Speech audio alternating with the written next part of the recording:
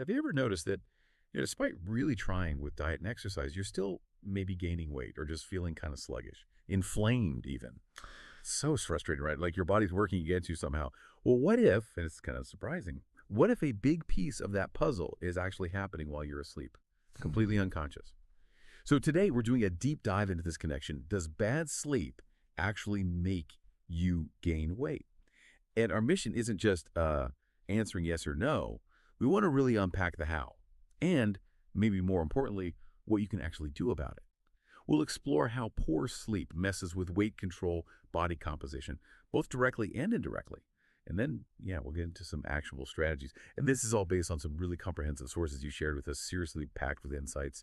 It's quite surprising what they reveal. It really is fascinating because sleep, it doesn't just make you tired, does it? It fundamentally shifts your body's metabolism, your hormonal balance. It helps to think about it in maybe two main ways, a direct pathway and an indirect one. And looking at both helps us see why sleep matters so much for weight. So just to give everyone a clear picture of where we're going today, first we'll tackle that direct pathway, how poor sleep literally stops your body burning fat effectively. Then we'll get into the indirect side, which is all about hormones. We'll talk leptin, we'll talk cortisol, huge players. Okay. After that, we'll kind of zoom out, see the bigger picture, how sleep fits in with everything else, diet, exercise, stress. It's foundational. Right. And then the really practical bit, the solutions toolkit. Evening routines, what to eat for dinner, your bedroom setup, exercise timing, even some supplements. Okay, that sounds like a solid plan. And we'll wrap up by touching on, the root causes. Often. Stress, right? And how important that is to manage. Definitely. That roadmap sounds incredibly thorough. Let's dive right into that direct pathway you mentioned first. How does not sleeping well directly stop you burning fat? It feels a bit counterintuitive. Yeah, it does seem backwards, doesn't it? But here's the thing. Your body actually wants to burn fat while you sleep. That's its preferred fuel source for, keeping everything running overnight. So when you're getting good, deep sleep, your body is pretty efficient at tapping into those stored fatty acids for energy. Okay. But when sleep is poor or you just don't get enough, it's like your body hits the brakes on that whole process. Right. It uses much less of that stored fat. So even if your diet's clean and you're working out, you're making it incredibly hard to actually lose fat. Like try to drive with the handbrake on. I get it. Exactly that analogy. It actively blocks fat loss or even leads to accumulation no matter how hard you try elsewhere. Wow. Okay, that's pretty stark. So it's actively preventing it. And then you mentioned the indirect pathway. That involves hormones, right? How does lack of sleep kind of hijack those systems? What would we actually notice day to day? Precisely. The hormonal impact is huge. Poor sleep really messes with two key ones for weight: leptin and cortisol. Leptin. That's the fullness hormone, isn't it? That's the one, yeah. It's the signal your body sends to your brain saying, okay, had enough food, you can stop eating now. Satiety. But when you're sleep deprived, you develop something called leptin resistance. Resistance, so the signal doesn't get through. Basically, yeah, your brain becomes less sensitive to it. It doesn't properly register that stop eating message. Right. And the result, you tend to overeat. Plus, you get these really intense cravings. And not just for anything. Let me guess. Sugar. Carbs? You got it. Those unfavorable foods, sugars, refined flours, it creates this awful, vicious cycle. Yeah. Well, the resistance makes you crave junk. Eating the junk probably makes the resistance worse. And then the cravings just get stronger. It drives weight gain, increases body fat. You're always chasing that feeling of being full, but never quite getting there. That sounds like a nightmare cycle to be stuck in. Okay, what about cortisol? We hear that word linked with stress all the time. Yeah. How does sleep deprivation fit in? Yeah, it's directly linked. Poor sleep makes your cortisol levels go up. Cortisol is your main stress hormone. Okay, fight or flight. Exactly. Your body thinks it's under threat, needs quick energy. So higher cortisol raises your blood glucose levels. Okay, more sugar in the blood. Which signals your body to store fat, especially that stubborn fat around the middle, abdominal fat, love handles, whatever you want to call it. Right, the dangerous kind. That's the one. And it also promotes inflammation throughout the body. That feeling of being bloated, puffy, maybe having more aches and pains. Yep. Poor sleep and high cortisol are often involved. And there's another kicker that high cortisol also makes it harder for your body to use fat for energy. So it's storing more fat and burning less fat. It's a real double whammy for weight gain. So it really is a full-on metabolic and hormonal storm happening just from bad sleep. It's not just feeling groggy. Not at all. It's a profound physiological shift. Okay, so putting this all together then, looking at the bigger picture of weight management, is it fair to say that if you don't sort out your sleep, fixing diet and exercise might be like fighting an uphill battle? Yeah. Maybe even pointless sometimes. I think that's a very fair way to put it. Absolutely. When you look at excess weight, obesity, it's rarely just one thing. It's a constellation of factors, as some of the sources put it. And what's becoming clearer is that lifestyle factors, stress levels, and definitely sleep quality aren't just side issues. For many people, they can be the primary drivers. More important than food sometimes. Sometimes, yes, or at least equally important. Think about it. If your hormones are completely out of whack because of chronic stress or terrible sleep, that can be the stick in the wheel that stops any progress from diet and exercise. Stick in the wheel. I like that, and it makes sense. You can be pushing the pedals as hard as you like, but if something's jamming the mechanism. Exactly. Sleep is a foundational tiller, get that wrong, and the whole structure is unstable. Okay, that's a really crucial point. Sleep is a foundation, not a bonus. So this brings us to the practical stuff. If sleep is that critical, what can we actually do? Yeah. The sources you mentioned laid out some tools, right? It did. And it's not just about hitting a certain number of hours, though that's important, finding your sweet spot, maybe 7, 8, 9 hours. It's really about the quality, deep, restorative, uninterrupted sleep. Right, quality over just quantity. Precisely. So tool number 1, build a consistent evening routine. This is about creating predictability, a ritual, similar activities at roughly the same time. Each night signals wind down time to your body. Okay, what kind of things? Well, ideally, wrap up anything intense work, stressful conversations by maybe 6 or 7 p.m. Then shift your environment critically. Change the lighting. Lights, big one. Huge. Switch off bright overhead lights, especially those cool white bluish ones. Go for low, dim, warm lighting lamps. It makes a massive difference to melatonin production. Melatonin, the sleep hormone. Yep.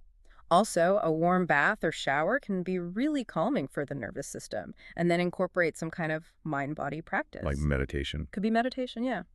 Or conscious breathing exercises. Something called cardiac coherence, which is a specific breathing pattern. Yeah. It's very effective. Even just some gentle, active stretching, focusing on your breath. The goal is to calm everything down. Okay. And exercise timing, you mentioned that earlier. Right. Intense exercise is great, but best done morning or midday. Evening exercise should be really gentle, like that stretching. Hard workouts too close to bed raise cortisol and adrenaline, the opposite of what you want. Got it.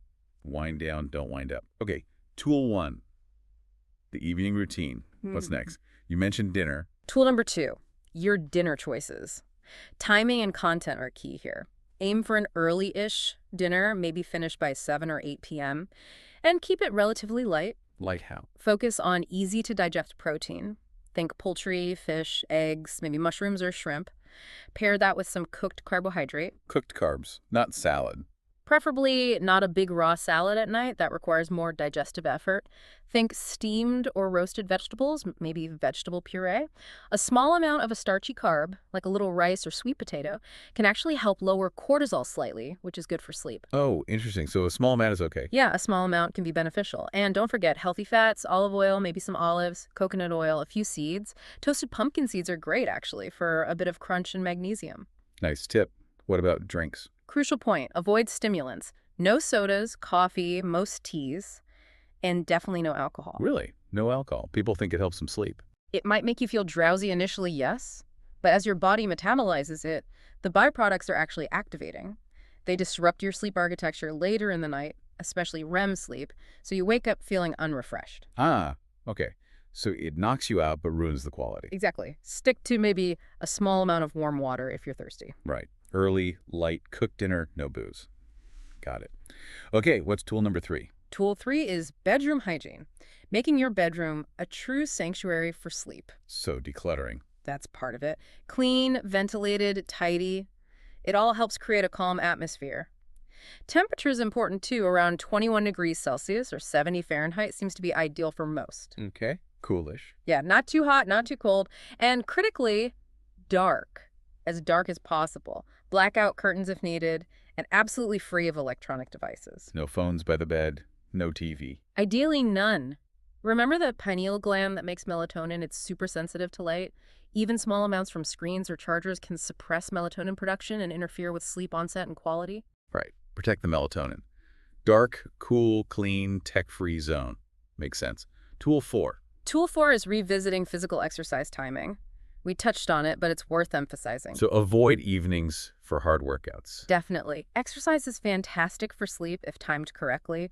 Working out during the day actually helps regulate your cortisol rhythm, leading to lower levels in the evening, which promotes relaxation. Ah, okay. So daytime exercise helps evening relaxation. Yes. But exercising late, especially under bright gym lights or even bright street lights if you're outside, sends the wrong signals to your brain. It raises cortisol and adrenaline when they should be falling, and the light messes with melatonin. Finish intense stuff well before you start your wind down routine. Okay, clear distinction. Gentle stretching fine, heavy lifting not so much in the evening. Right, final tool, supplements. Tool 5 is supplements, or natural aids. This can be helpful for some people, but they're usually best seen as support, not the primary solution. What kind of things are we talking about? Well, there's phytotherapy herbal options. Things like passion flower, California poppy, hawthorn are known for calming the nervous system. Okay. More common ones are chamomile, linden, lemon verbena, lavender, often as teas or infusions. Lavender essential oil diffused in the bedroom or on bedding has actually been studied and shown to help people fall asleep faster, decrease sleep latency. Interesting, the lavender oil. What about vitamins or minerals? Yeah, certain nutrients are important. B vitamins, particularly B6, play a role. Zinc is involved, and magnesium is a big one. Magnesium, right. Hear a lot about that for sleep. Yeah, it helps relax muscles and calm the nervous system, partly by increasing GABA activity, which is your main calming neurotransmitter. Look for well-absorbed forms like magnesium bisglycinate or taurate. Okay, good tip on the forums. Anything else? Melatonin itself. Melatonin supplements can be useful, especially for things like jet lag or shift work, or for some people as they age. It also has antioxidant benefits for the brain. And then there's tryptophan. The stuff in turkey. Yeah, that's the one. It's an amino acid that your body uses to make serotonin, which then gets converted to melatonin, so it can support your body's natural production line. Okay, so a range of options there, from herbs to minerals to melatonin precursors. That's a really solid toolkit. It gives people options to try. But you mentioned earlier, sometimes people try all these things, the routines, the diet changes, the dark room, and they still struggle. What's potentially going on there? What's the deeper issue? That's a crucial point. If the basic sleep hygiene and lifestyle adjustments aren't enough, it often points to an underlying driver that hasn't been addressed. And very frequently, that driver is chronic stress. Oh, stress again. Keeps coming up. It really does. If your nervous system is constantly in that on alert or threat mode, it's incredibly difficult to switch off and enter deep restorative sleep. You might struggle to fall asleep, or more commonly, wake up in the middle of the night, maybe 3 or 4 a.m., buzzing with cortisol and adrenaline. Right, the dreaded 3 a.m. wake up. Exactly. So the solution then isn't just another sleep herb, it's actively managing the stress itself. How? What helps with that? This is where those mind-body techniques become even more vital. Consistent practice of conscious breathing, meditation, cardiac coherence, these directly help regulate the nervous system. So not just for winding down at night, but as a regular practice. Yes, building resilience. Also, spending time in nature has a profound calming effect. Engaging in hobbies that truly absorb you and help you disconnect from worries. And nurturing positive social connections, quality relationships release oxytocin and serotonin, those happiness hormones, which counteract stress hormones. It's about reducing the overall mental load and calming the system. That makes total sense. Addressing the root cause, not just the symptom of poor sleep. Okay, so let's try and wrap this up. What does this all mean for you, our listener? I mean, this deep dive today, it's really hammered home that sleep isn't just downtime, is it? It's this active, powerful process that regulates your weight, your health, your whole body composition. We've seen how bad sleep can directly block fat burning. Puts the brakes on. Yeah. And then indirectly unleash this hormonal chaos, leptin resistance, making you crave junk, cortisol, jacking up blood sugar and storing fat, driving inflammation. It's quite the picture. It really is a cascade effect. But the good news is, you now have this really comprehensive toolkit. We've covered structuring your evening, making smart dinner choices, getting your bedroom right, timing your exercise, even considering some supportive supplements if needed. A whole range of practical steps. Exactly. And maybe most importantly, remembering to look deeper if needed, tackling that root cause, especially stress, using those mind-body tools, nature, connection, Yeah. all the things that help calm the nervous system down. It's about taking a holistic view. Definitely. So maybe the final thought to leave everyone with is this. Knowing what we now know, knowing that sleep is truly foundational, not just a nice to have, but essential for your health and weight goals, what's one small, deliberate step you are going to take, maybe even starting tonight, to really honor your body's fundamental need for deep, restorative sleep?